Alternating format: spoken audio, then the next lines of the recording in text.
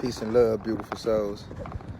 Man, you know, I just want to touch on relationships because with this universal year of a 7, to me, it's going to bring in all things that 7 brings.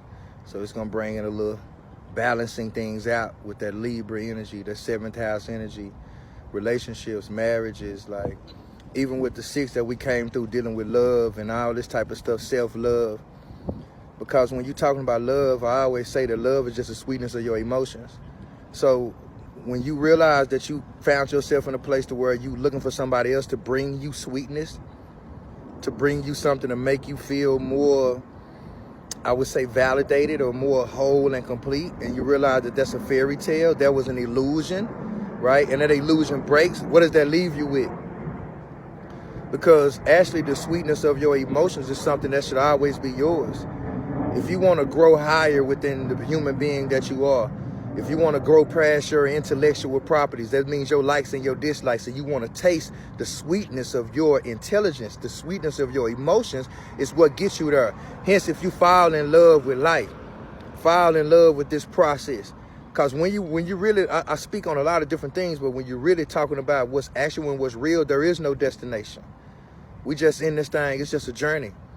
So we're moving, we're evolving, because guess what? We're growing and we're learning more things about ourselves as we allow ourselves to incorporate or integrate or integrate or integrate into somebody else's life. To be more integral, to know that things ain't always about you. If you ain't sweet on something, eventually you're going to get bored with it. And when you talking about something that's not internal, when it's external, when something else is determining how sweet you are on it, it won't be long before you hate it.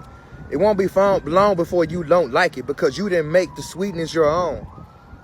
So it don't matter who come, who go, who stay, whatever the case may be. If you're not sweet within yourself, because when you're thinking about how time flies when you're having fun, how time flies when you love what you're doing. See, sometimes life is dragging you because you've lost the sweetness of your own emotions, because love is no longer yours. You've given it away so much, you don't know how to sit with it and cultivate it, own it within yourself. Now you don't know how to be selfish because you haven't embraced the fact that this is an individual life.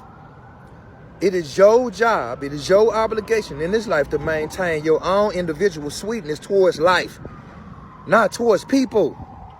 Once you respect the fact that you are life, the fact that you are getting sweet amongst that, you start to see the life in people. And then once you get out of your own likes and your dislikes, because when you talk about relationships, sometimes they fail. Friends, brother, sister, family, all type of shit. Sometimes these relationships won't always work.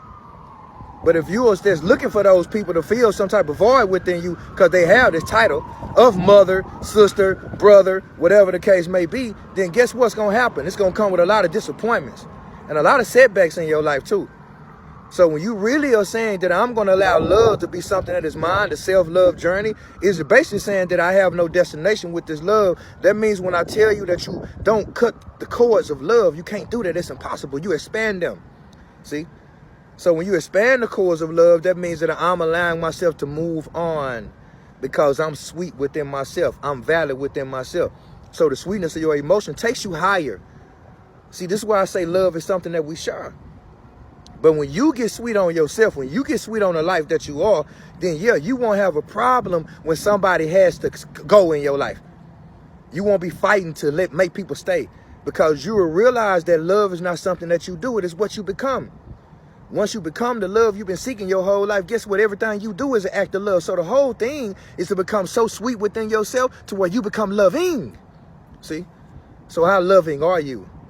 Because a lot of y'all ain't loving at all. Your heart's so heavy and you try to act like you so, divine and in this, but you, the devil in disguise around this motherfucking, you just so hateful in your heart and you don't know why you can't get rid of it. And that's why you always talking about you can't stand people. I love people. But why? Because I love myself.